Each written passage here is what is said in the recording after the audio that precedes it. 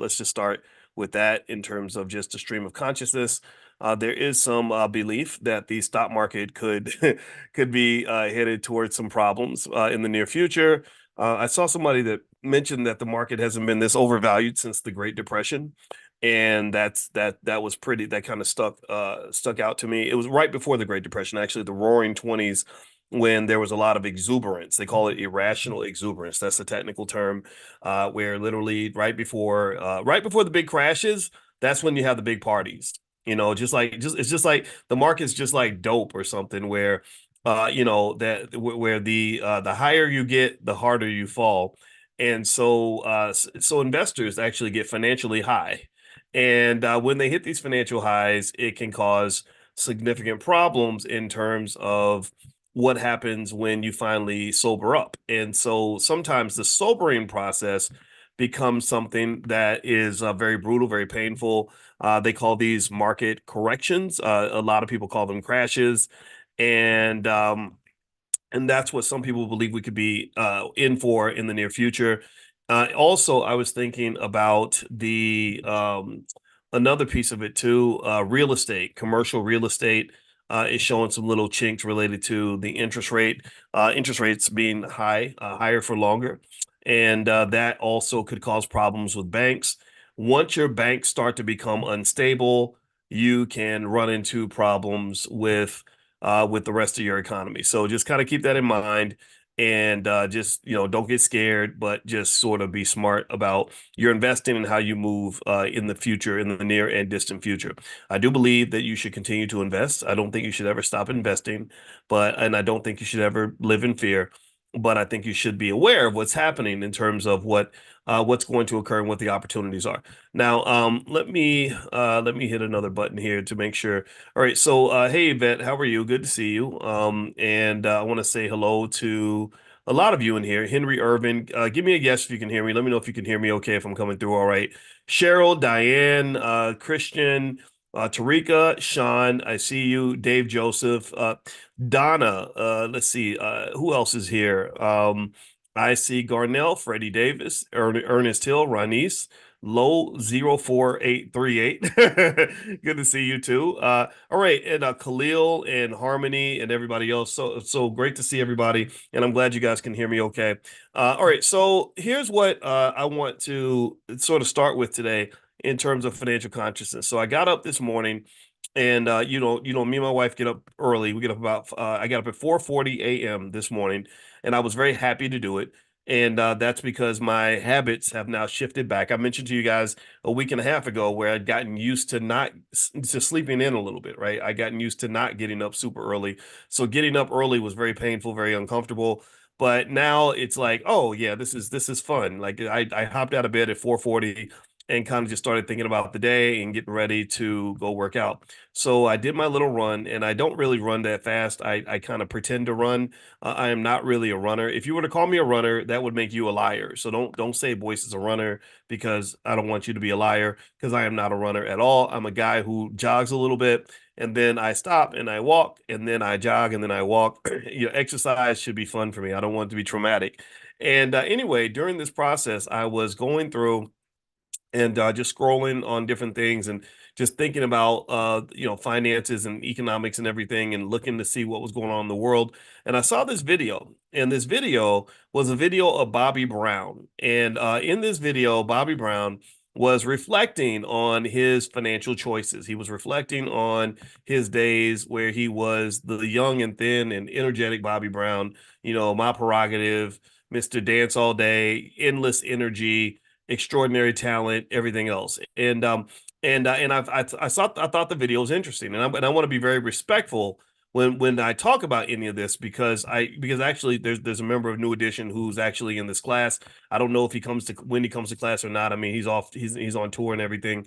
But I thought it was really funny when I found out that he was in the class, because I use New Edition analogies all the time, like never trust a big button to smile, and can you stay in the rain, and some of y'all have heard me say stuff like that. And so to find out that one of the members of the group was in the class was kind of like, oh gosh, I'm kind of embarrassed now. But anyway, in this video, and I'm gonna try to find it. I put it on my Instagram. My Instagram is Dr. Boyce Finance. So feel free to follow me on Instagram if you like intelligent conversations. We have a lot of those every day. So it's Dr. Boyd's Finance. And in this video, Bobby, and I'm gonna try to play this for you, and I'm gonna kind of move around and see if I can find it real quick.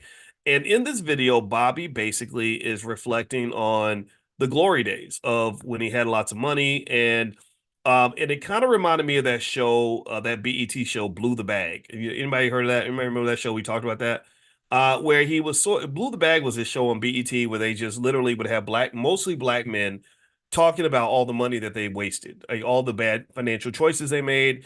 And it was like so hilarious. It was the funniest thing in the world, and that, at least that's the way it was presented. But I don't think that blowing your children's generational wealth is very funny. I don't think that selling your children into slavery because they have no assets because daddy was getting high. I don't think that's funny. Maybe I take it personal because my daddy was getting high. That's why I didn't have a daddy. Like, because drugs are more interesting than raising a child.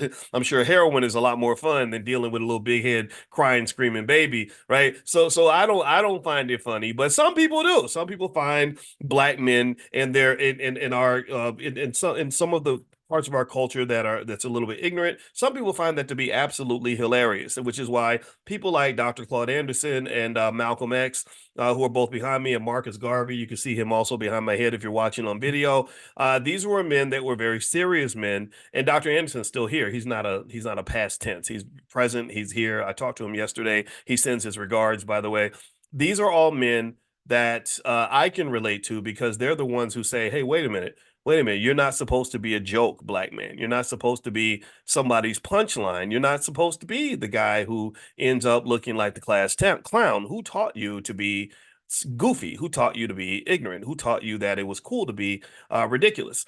And so I'm gonna play this video, and then I'm gonna kind of give an honest yet respectful commentary of what I see here, and kind of help you understand this from a financial consciousness standpoint, and the dangers of a lack of financial consciousness and a lack of economic maturity, and what this can do to generations. So let me play this video with Bobby. I'm gonna see if I can turn it up. Hopefully you guys can hear it. Give me a yes if you can hear this video as I play it. And if you can't hear it, I'll play it again. Here we go. Money was ginormous. I was bringing in so much money at such a young age. My dad didn't have to work anymore. My mom didn't have to work anymore. You know, I'd be driving down the street on the tour bus, see somebody in a car and like the car and pull the car over and buy the car and ride it throughout that city that day and just leave the car at the airport or at the hotel. Pay 50-something thousand for a car and just leave it. Wish I had those cars now.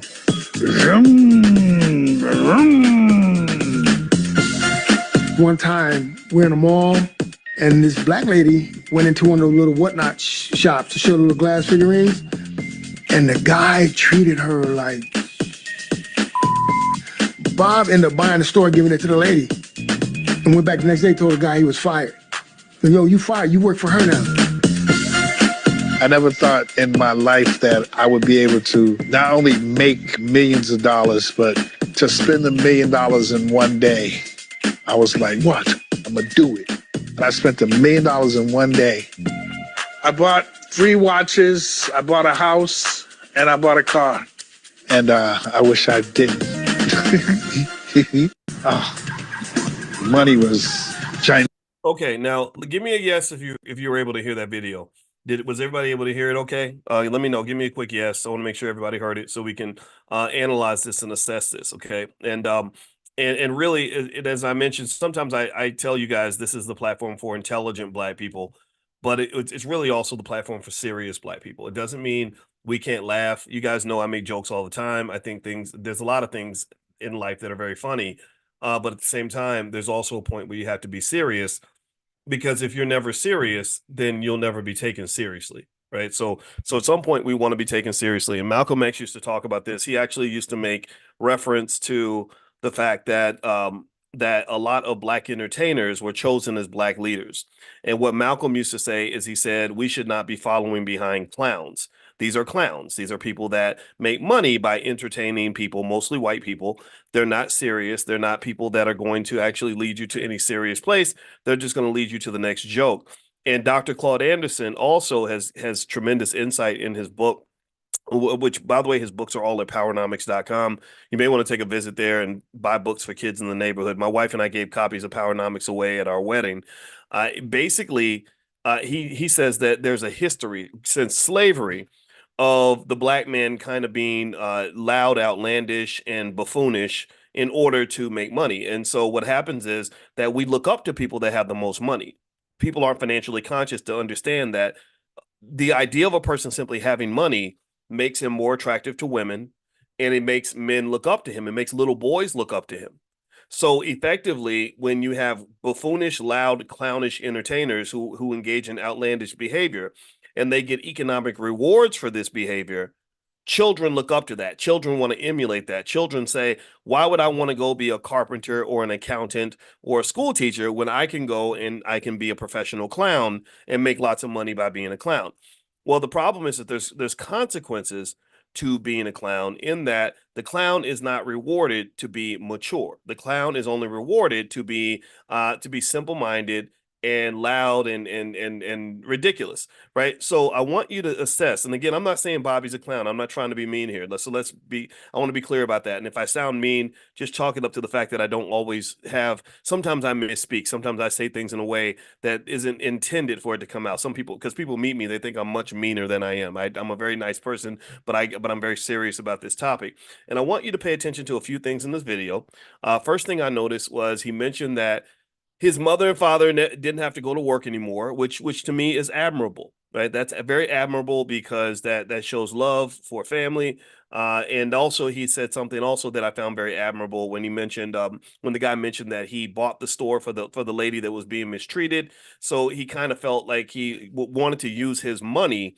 This is that word money. This is financial consciousness. He either consciously or unconsciously said, now that I'm making all this money, I want to come through for certain people, right? And I think that that's okay. I think that that's actually a good thing. You'd be amazed how many athletes and entertainers go broke because they're trying to be so generous, right? They're not all running to the club throwing their money in stripper thongs. They're not all doing that. Some of them actually go broke because they're taking care of cousin Willie and paying rent for Aunt Sally and sending money to the deadbeat best friend that they had, who's on dope, right? Give me a yes if you've seen this. A lot of us have seen this, and this survivor's guilt is very real. Some of you are living through this. How many of you, anybody living through this right now? Let me know if you're living through this, where you have a little bit of money and you want to take care of the people that are around you, people that are in your family. You don't want to forget about that. And I think that is a good thing. I think that is a wonderful thing. I think that's what makes you a good person. I can relate because that's who I am too. I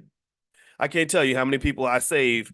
I get asked for money about 8 times, at least 8 times a week, and I say no about 5 to 6 of those times. But then I say yes a lot, right? And so ultimately, though, the downside of that survivor's guilt, extreme generosity piece is that it can deplete you. It's not a healthy economic system. It's not a healthy economic system where one person is giving and the other person's taking. That's not how economies work. Dr. Claude Anderson talks about that in Powernomics. He calls that the doctrine of unequal exchange. And the doctrine of unequal exchange will make you go broke. That's why black people go broke, is because we have a doctrine of unequal exchange. We give white people everything, they give us nothing, right? We serve them, they don't serve us. We hook them up with our money, they don't give us none of that money back, right? So they're living off two incomes, as Dr. Anderson says. They're living off their income and they're living off your income. So that's an example of the doctrine of unequal exchange. So the same way that we serve each other and serve our families, we also serve white America. We have been the ultimate givers when it comes to this so-called integration that exists in America. With that said, though, let's jump into another thing that he mentioned here that I thought was really interesting. He talked about seeing a car on the street and said, if I liked the car, I would just buy the car, and then I would drive the car all day, and then just leave the car behind. That is not the first time I've heard a celebrity say that. That is not the first time I've heard somebody say that. Anybody heard of the name of Money Mayweather? How many of y'all know about Floyd Mayweather? And the guy who's flashy, outlandish, very clownish, very talented, very skilled. No doubt about it. Skilled boxer, absolutely perfect technician when it comes to boxing. But But then there's the clownish side. There's the I'm gonna go in the store and buy every piece of jewelry in the store. I think he's in Dubai right now, and everybody's and there's like this whole conversation about the fact that they're claiming that he can't even leave Dubai because he owes money or something. I don't know anything about that. I'm not gonna speculate on that. But the interesting thing though is that this sort of impulsive financial behavior, as well as this need to just show your wealth by wasting it, that is kind of unique to specific cultures. That is real heavy in the black entertainer, black athlete culture. That I'm going to show you how well I'm doing by how much money I waste. And this actually, I talk about this extensively in my book, The 10 Commandments of Black Economic Power, which you can get a copy at drboycebooks.com. And I refer to that as economic immaturity. Economic immaturity. I've never seen this in any textbook anywhere, but professors, that's what we do. We conceptualize things and develop theories. So my layout of economic immaturity is basically a mindset of money that is reflective of that of a child. If I go to a 7-year-old and I give a 7-year-old $100 and I say, "What are you going to do with that $100?" What is a 7-year-old going to say? We've done this exercise before, right? Put it in the chat if you want to. Feel free to do that. He's going to say, "I'm going to buy me some candy. I'm going to get me a new pair of Jordans. I'm going to buy me, and then I'm going to buy me a video game." That's what a 7-year-old would say. Because the 7-year-old, he's not going to say, "Well, I'm going to put money in my 401k and I'm going to put some aside for a rainy day and I'm going to make sure that I pay the bills. I mean, we got a lot of bills around here, and then I got to put money in the college fund for the kids." The 7-year-olds don't think that way. They're thinking like children. It's candy, toys, shoes, games, stuff like that. Well, what is supposed to occur, and I'm not really sure. I don't know enough about Jewish culture to know if the bar mitzvah is kind of when they do this. But what's supposed to happen is there's supposed to be a rite of passage where the little boy grows into a man or the little girl becomes a grown woman. And they learn that, look, when you get your money, you can still buy toys and shoes and games, because that, it's okay. When you get older, just the toys change, the shoes change, the games change, but you can still buy these things. But before you do those things, there are more important priorities that have to occur, because particularly as a man or a head of a household or something like that, you are a steward of a space. You are a leader of a community. You are responsible for the well-being of other people. Let me know if you know what I'm talking about, if you get what I'm saying and where I'm going with this. That you preserving your resources isn't just important for you. It doesn't just matter for you. It matters for those babies that are depending on you. It matters for that woman that's next to you or that man that's next to you. It matters for the people that you represent, that you love, and that you care about. And here's the thing, these ideas are not inconsistent with who I believe Bobby Brown wanted to be. I believe if Bobby Brown had received proper mentorship, he could have been that man. Because what I would have said, if I could build a time machine and go back to 1991, when Bobby Brown's at the peak of his career, dancing and singing and running the streets, and let's say that he listened to me, I would say, you love your mother and father, right? And you want to make sure that they never have to work again. Yeah, of course, absolutely. And you care about people because I saw you buy up the store to help that little old lady. Yeah, because I have a heart for single moms and okay, great. Well, what you got to also understand is that part of manhood isn't just taking care of people in the here and now. Part of manhood is taking care of people in the future. Because you got this little beautiful child named Bobby Christina, whose whole entire future is going to be heavily contingent on the choices that you make as a man. And I'm not going to even go into how Bobby Christina's story ended. And I'm not even going to touch that, but y'all know how it ended. Y'all know what happened to Whitney and Bobby. Y'all know what happened there, Bobby Christina. But can we at least agree that different choices by the father could have had some impact on the outcome? I'm not saying that it's his fault. I'm not saying that it was a good thing. I'm not rubbing it in anybody's face, because this is tragic. This is painful to watch. But the choices of a young man affect his children forever. You know, you're 21, 22, 24, you getting it in, living your life, shaking it on stage, hip gyrating, getting into the drugs and running, and doing all the things that Clive Davis is telling you to do to become a bigger star. Right? Clive Davis don't care nothing about Bobby Christina. Clive Davis don't care nothing about your future. He don't care nothing about your family. He don't care nothing about your legacy. All he wants you to do is be more of a clown and a buffoon and a loud guy so you can sell more records and make everybody more money. That's what he want. That's what he wanted from Bobby and Whitney. I'm a skeptic on that. I don't think that any of those people cared anything about any of these individuals. But then again, the point that I also want to make is I don't think it's even their job. It's not somebody else's job to care about you. It's a horribly bad assumption to do business with people that are not from your own family and assume that they're going to care about you more than you care about your damn self. I don't even think that's realistic at all. So while I will be very clear and say I don't think Clive Davis cared about, I mean, for God's sake, he still had the Grammy party after Whitney died. He literally still had the party. He did not even cancel the party, right? So she dies in the bathtub. I'm thinking, okay, party's off. We gotta deal with this. No, he still had the party. And it really made me think about E40, the rapper E40, who's a brilliant guy. He he he had a song. It uses the N word, but I'm not gonna say it. Let's say Igga, and the chorus was like, "They'll find a new Igga next year." And basically, he's saying that you think you're important because you're the man and you're famous and all that, but they're gonna find somebody. They're gonna find a new Igga next year. They're gonna replace you and find somebody else. And so really with Bobby, um, what I think that could be learned from this, and this is not me preaching to Bobby Brown. He's an old man now. Now all that's over. I'm really sort of saying, I think that when we have an opportunity that dies, remember the word poor. What does the word poor stand for? Poor stands for what?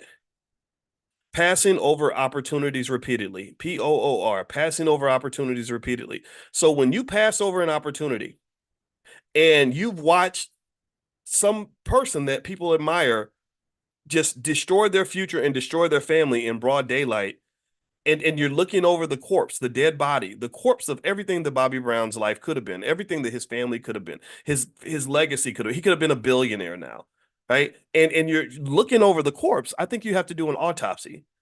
I think you have to do an autopsy. We don't do enough autopsies on dead, broken dreams in the Black community. We don't do enough autopsies when somebody destroys their own future through drugs or bad choices.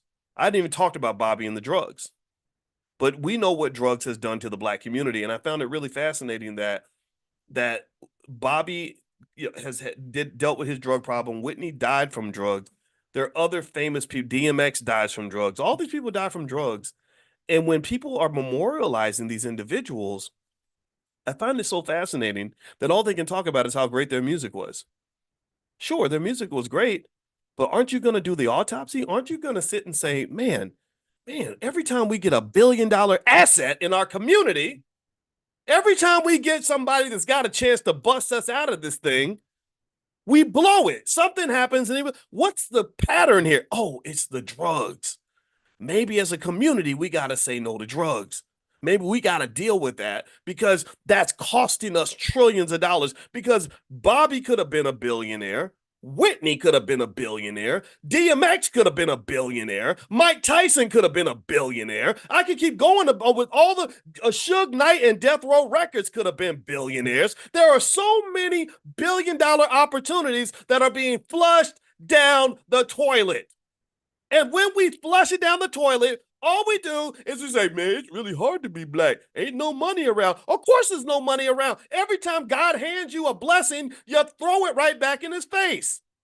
Every time a $1 billion gift gets handed to you, the culture takes that $1 billion gift and flushes it down the toilet. Literally throws it out with the garbage. And then we say, well, gosh, Black people ain't got no wealth. We don't got no money. It's racism. It's racism, but it's also youism.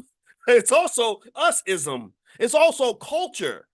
It's who says that is supposed to be our culture? When you have a culture that is destroying trillions of dollars of wealth in your community, you should not be embracing that culture.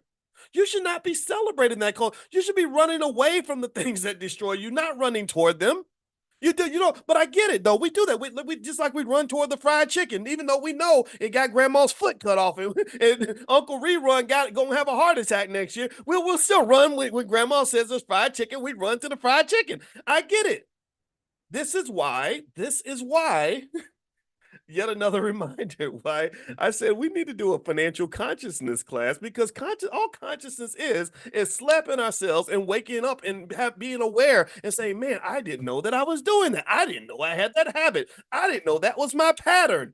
So part of awareness is not just analyzing who you are and where you're going, but it's also looking at where you've been. It's looking at doing the autopsy. Every time a dream dies in the community, we have to do the autopsy and say, damn, what happened here? We really had something good here. What's going on? Why is it that Bobby Brown, this guy who should be a billionaire right now, whose daughter should be running a billion-dollar company started by her father in 1991, is a tired old man. I mean, he's on that stage. He ain't looking good. I ain't gonna lie. Bobby looks. I'm worried about him when I see him on stage trying to sing. The other new edition guys, they've been in shape. They're all doing all the little dances like it's 1983 again. Bobby, though, Bobby, they need to get him a wheelchair or something, because that poor guy's struggling. But Bobby, his life is not, I think, what it should be.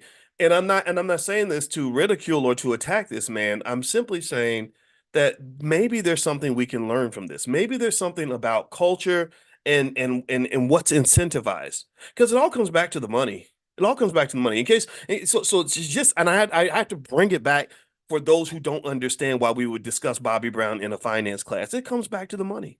Because if it wasn't for the money, half this stuff wouldn't have happened. Most of these things wouldn't have went down this way if it wasn't for the money. Whitney was hanging out with Clive Davis because of the money. Bobby was the man because of the money. Bobby's whole story is about the money, right? So what else did he talk about? Well, he was talking about his regrets. And if you notice, he was like, well, I bought a car and I drove it for a day, and then I just gave the car away and threw it away and said, I wish I could have those cars now. He's like, run, run, run. Like it's a joke, like it's funny. And I'm like, again, I'm sitting here, I'm like, that's not funny, dude, because now your grandkids are working at Arby's because because you blew their generational wealth. God handed you $1 billion opportunity and you flushed it down the toilet because you didn't even understand that when all those millions of dollars that you received, that was not your pocket change, bro. That was not money you were supposed to just blow at the club. That was your grandchildren's generational wealth. That was your big come up. That was your opportunity to transform a whole generation. I mean, really, I want you to really think about this for a minute. I need us to process this in terms of culture. If you go to if you look around at what influences young black males the most, among the top 3 or 4 influencers that you see out here, when you're talking about young black boys, is you see a lot of hip hop artists, individuals that could be described, unfortunately, as degenerates. A lot of drinking, a lot of smoking, a lot of womanizing, a lot of things that can easily get them sent to prison. I think I saw a group of athletes that all went to prison this past week, and that's not healthy, right? In terms of influence. Also, in addition to that, many of them have been incentivized for many, many years to behave like clowns, right? To sort of be outlandish and loud and immature. And that's where you get a lot of these 45-year-old teenagers. That's what I call them, 45-year-old teenagers that are still trying to be kids, but you're like grandpa age, and it's kind of embarrassing. So that's our influence. That's one of our great influences for our young boys. And this becomes the culture. Now, I want you to look on the other side and look at some of the influential stories that young white males receive. Now, sure, they have clowns too. They have lots of people on that side of the fence that do things that are just silly and embarrassing and goofy. But a lot of their most influential stories also consist of people like Mark Zuckerberg or Bill Gates or Elon Musk, who were also in their 20s, who could have been running around, getting high, having, sleeping with lots of women, rapping about killing people or whatever. But no, they were building these billion-dollar companies. Mark Zuckerberg, at the age of 19, was starting Facebook. He was building his legacy of generational wealth. So his rock star status that led to him being admired by millions of people was not driven by silly economic immaturity, like I'm gonna go just buy a car and throw the car away, or I'm gonna go and just spend all my money on drugs, or I'm just gonna go just flush my opportunities down the toilet. It was built on his legacy is built on this idea that he sacrificed and grinded and used all of his youthful energy building a company that's worth $500 billion or more. I don't know what the market value of Facebook is, but I know that it's probably somewhere about 500 billion or a little bit more than that. So my point is to say, what if we had a segment of black culture where the black men that we looked up to the most were not the loud, outlandish entertainers or the athletes, but let's say we had a big segment of black culture, male or female, where you had people that became known because when they were 21 years old, they took all their extra money and they built a multi-billion-dollar company that employed 300,000 people. I don't really see a lot of examples like that in the black male community that get the same amount of respect and admiration that we give rappers and athletes. That's what I'm saying. I'm not trying to put down rappers and athletes, but what I am trying to say though is that there's a process here. There's a belief that others have about you, which translates into a belief about how you see yourself, which causes us to end up saying, well, if you talk to a black boy, like who do you admire the most? A lot of black boys will point out a football or basketball player, and then they'll point out a rapper. They'll say, I admire 50 Cent because 50 Cent has a studio and all that, right? Which is fine. I think that that's fine. But he also has done a lot of things that were very destructive and incredibly immature, and we've talked about that too. So this economic immaturity piece that I'm really saying is something that is very costly for black people. And when I saw this thing with Dr. Anderson and I think about what I saw with Bobby Brown back in the day, was I saw a guy who really, really, really went out of his way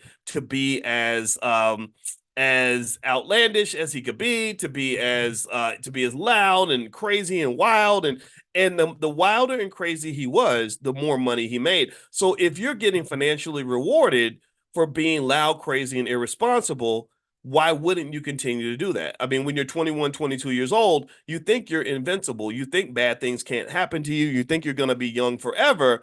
And so you just kind of get caught up in the moment. And so this is also why mentorship is really important to combat these various forms of economic immaturity that can be very costly. I was really curious to think to my, I remember asking myself, I wonder who Bobby's mentors were. He had a father. What was his father doing? Was his father sitting him down and saying, look, son, you got an opportunity of a lifetime here. And I want you to have fun. I want you to live your life, but I also don't want you to destroy yourself or to destroy the people that you love. One day that little girl is going to grow up and she's going to need a responsible father. She's going to need a man in her life who made good choices when he was young, because that's going to give him the ability to come through for her when he gets older. You got to slow down a little bit. This is what fathers do, right? And this is why the breakdown of the black family and the loss of the father as primary uh a primary definer of a black household, the loss of the father was also a multi-trillion-dollar loss in the black community, because the reason a lot of young black boys are still boys even when they become men is because they never had a man to really slap them upside the head and tell them what a man is supposed to do. They didn't have that. I remember my father correcting me on multiple occasions, and I remember referencing my father's behavior to understand how I was supposed to behave at each stage in my life. If I had not had that as a guidepost, if I had not had that as a blueprint, I probably would have looked to maybe somebody on TV and said, oh, that must be what a man does, and then next thing you know, I'd be doing something completely different, right? So really, I think overall these things all connect to your economics. These things relate to the decline in black wealth in the black community. If you've got billion-dollar entities like the Bobby Browns or the DMXs literally throwing away billion-dollar opportunities in broad daylight, you should not be surprised when somebody turns around and tells you that black wealth is dropping. Why would it not be dropping? If you literally are, if it, I mean, think about just how backward it is to have a culture where you show how much money you have by wasting money. Like I'm going to prove to you that I'm rich by taking a bunch of money and throwing it, flushing it down the toilet, or by going to the club and buying up 80 bottles of liquor, or whatever it is that I do with my money, or buying a car and just leaving the car and throwing the car away. See, what you got to understand, and this is true in economics and really in life in general, just like they say you are what you eat. You know, they say you are what you eat, like, right? If you're eating, if even if you're healthy, if you're eating really bad food, then you're eventually going to become a sick person. Well, the same thing is true when it comes to choices. You are what you do. You are what you do. What you do every day economically ultimately defines what you ultimately become. It's not about where you are. I don't care where you are. I don't care if you're rich or poor. I don't care if you where you come from, all that. I'm not looking at where you are. I'm looking at where you're going. If I'm looking at a car and the car is in Ohio, but the car is driving 100 miles an hour toward California, that's not an Ohio car for very long. I don't look at that as an Ohio car because the car's not stationary. It's moving toward something. It's moving toward California. So I'm going to go ahead and anticipate that this car is going to be in California. This is actually how the stock market works. The stock market does the same thing. A lot of people ask that question. They say, well, how can a company that hasn't made any money have a $10 billion valuation?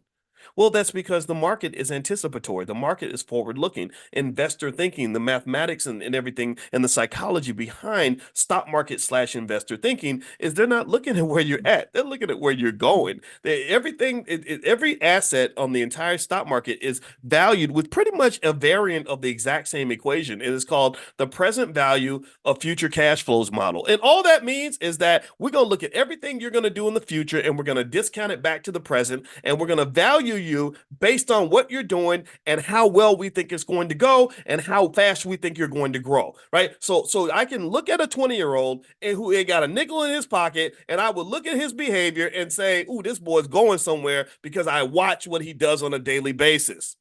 What you do determines what you're becoming. All of you, everybody in here, all of us, including me, we are all becoming something. We are all becoming something. So the question I believe we should ask ourselves right now is say, based on this behavior right here, what am I becoming when I act like this? What am I becoming? I mentioned to you all that we're sponsoring a NASCAR driver, LeVar Scott. I talked about him yesterday. I'm super proud of this kid. He's 20 years old. He's one of the few black NASCAR drivers out there, and I just love him.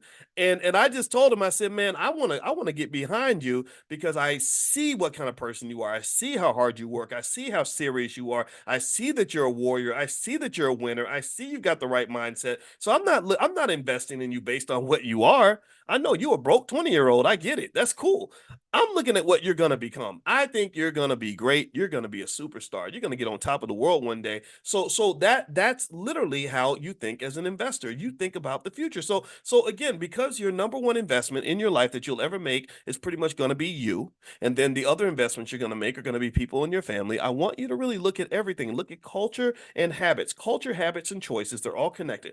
Culture drives our habits, which drives our choices, right? And based on the culture, habits, and day-to-day choices we have, the question becomes, what are you becoming? Based on what you eat every day, what you're eating for breakfast, lunch, and dinner, what are you becoming? Are you becoming a healthy person? Are you becoming a sick person? Based on how you handle your relationships with other people, what are you becoming? Are you becoming a person who's going to be surrounded by love, or a person who's going to be surrounded by hate and negativity and envy and all kinds of other negative emotions? Based on your finances, are you investing consistently in your future? That means you're becoming a rich person. If you're not investing, if you don't invest this week and because you just want to get to it later or you think it's going to happen tomorrow, well, unfortunately, you're not becoming a wealthy person when you do that, right? It takes time for sure, but at some point, the habits have to change because the habits shape everything. And what I see with Bobby Brown was I see a guy that was really trapped by culture, habits, and choices. The culture of, I'm going to get rich by being loud and flashy and obnoxious and crazy and wild and everything else, and the world will reward me for that. That's the bad culture. And then you've got the habits, right? Drugs are the worst kind of habit to form because that's not a habit anymore. It's actually an addiction. And then you've got choices that come out of that. When I am high on dope, when I am high on money, and when I am high on fame, which Bobby Brown was affected by all three of those drugs, cocaine, money, and fame. All three of those drugs had him in a constant state of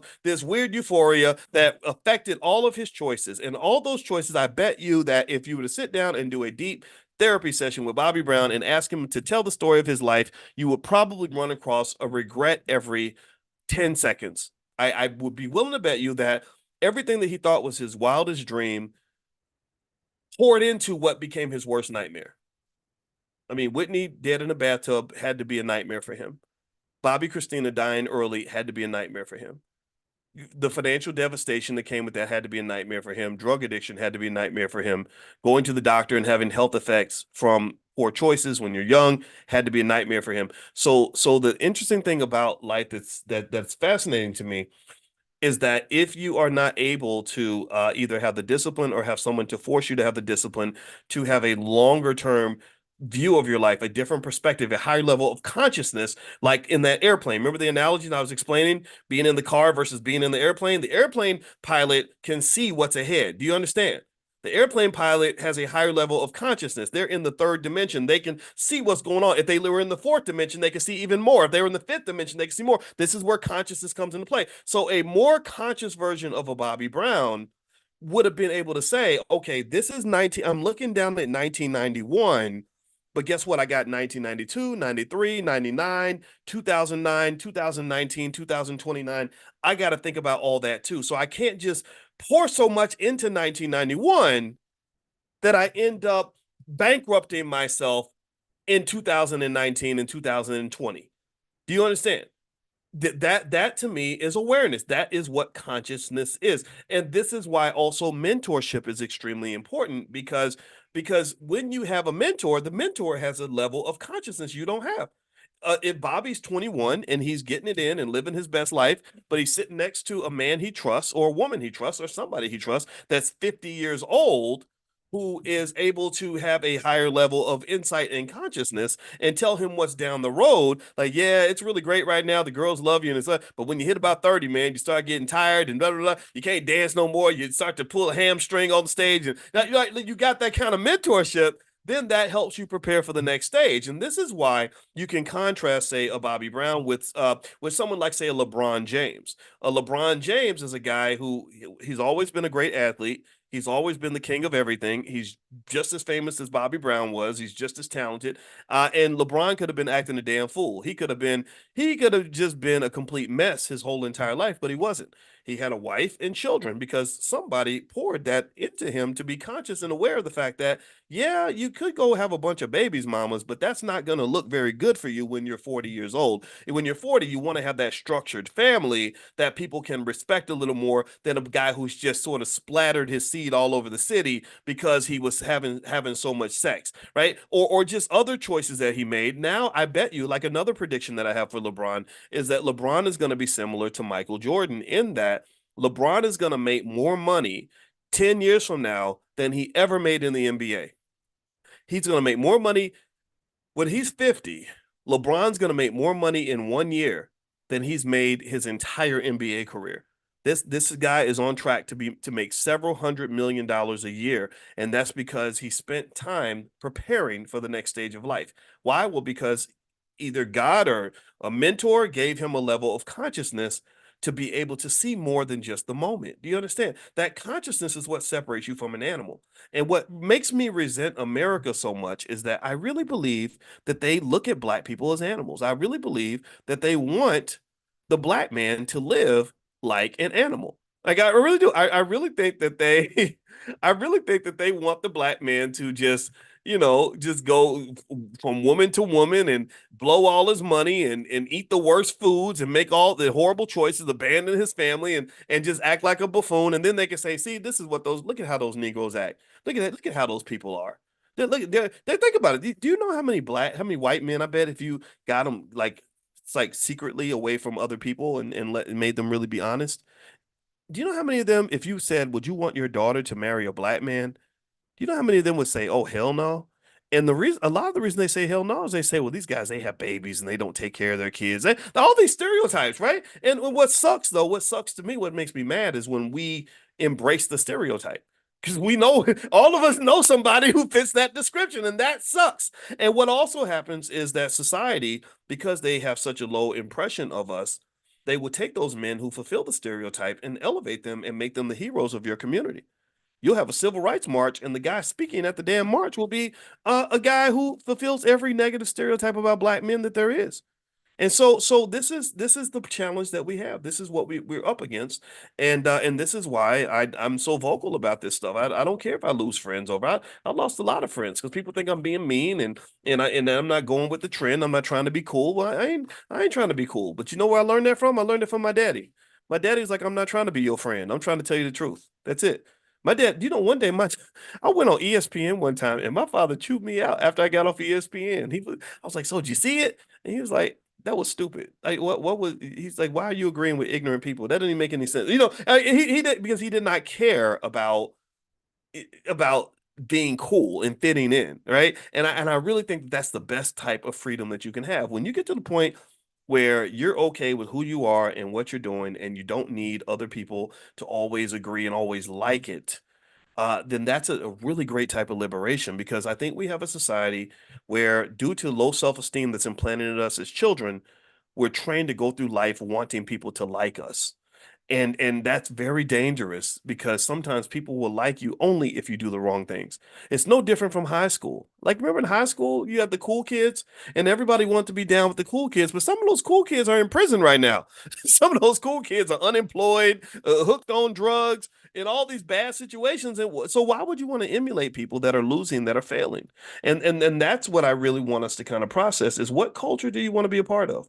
What life do you want to live? And when it comes to, if you circle it back to the economics, the culture you choose will have a direct impact on your health, on your wealth, and your relationships. Period. Your wealth will be directly affected by whether you choose a wealth building culture or a wealth destroying culture. And unfortunately for poor Bobby, he'd embraced a wealth destruction culture. And as a result of that, Bobby's got grandkids that probably have to get up and go to work every day because granddaddy didn't manage the family resources and the family opportunity. And it's not just Bobby though. I mean, you have a lot of just speaking on celebrity spending. Um, I remember, like, I love Michael Jackson though. By the way, my wife's from Gary, and he's, I can't. Saying something negative about Michael would be sacrilegious. And I thought Michael was cool. I really do. I love the family, but has anybody ever seen how Michael Jackson used to spend money? It was so crazy. Don't get me wrong, Michael made some good investments through the years, right? So no doubt about that. But the spending was so funny. Remember when they did that show where he went in that store in Vegas and stuff in that store was like two, three, $4 million, and he's like, I want one of those, two of those, three of those, four of those, and so he's just spending like crazy. And so what was unfortunate for Michael is that this poor guy was in his 50s and he was going on tour again because his only major source of income was going on tour. He had to make the money. And that's almost like the older boxers. When you see older boxers that are boxing when they're, 40, 50 years old, stuff like that, just doing unhealthy stuff.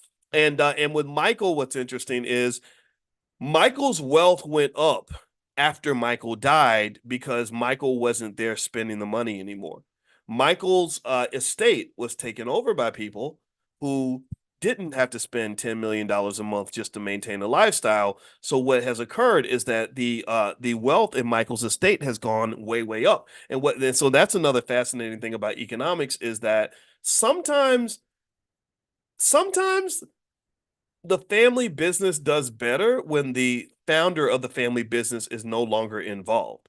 It's almost like when Steve Jobs got pushed out of Apple. That was a bad decision, by the way. But there have been other scenarios where pushing out the founder was made the company better because the founder's preferences and choices were not always healthy for the company. So with Michael, and I love Michael, I do, I always will. With Michael, it's like because he's out of the way and he's not spending like a crazy man anymore, the family wealth is enormous, and I don't know how much that estate makes, but they make millions of dollars every year.